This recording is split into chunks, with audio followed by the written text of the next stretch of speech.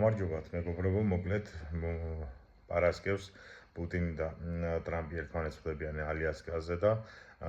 პუტინი ეცდება ივაჭროს და მიიღოს და მისი აზრით აიღფენ სამყაროს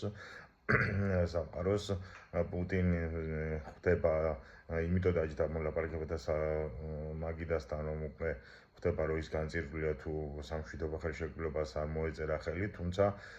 იმისთვის რომ შიგასივრცეში რაღაცა გამართლება მოუტანოს ამდენი მილიონი ადამიანის დახოცვას და შედეგი იქნება ნული, ამ შემთხვევაში მას ან ჩამოაგდებენ, ან რაღაცა მოხდება რუსეთში, ამიტომ ამას ხვდება პუტინი და აქედან გამომდინარე, რასაც მოითხოვს, ეს იქნება ზელენსკის თანამდებობიდან წასვლა და იქ არჩევნების გზით პრორუსი ტიპის მოყვანა, როგორც 2012-ში მოხდა. ასევე პუტინი ხდება იმასაც, რომ ამ ზანგეზურის დერეფნით კავკასია თითქმის დაკარგა და თუ ასე გააგრძელა საქართველოსაც დაკარგავს, თითქმის ვერ გაუძლებს ქოცები, ამიტომ ეცდება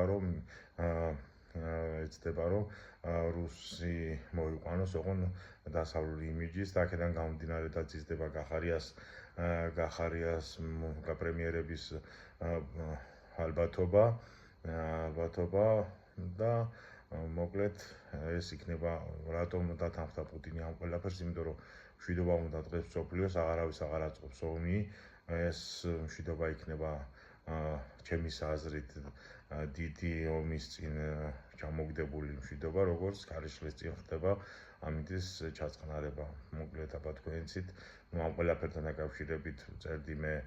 მარტში დაახლოებით ზელენსკის მოუწევს თანამდებობიდან წასვლა და პრორუსი მოვა უკრაინაში თქო და აბა თქვენ თუ გამართება ვნახოთ, გამოიწერეთ იდეატივი აბა თქვენიცით.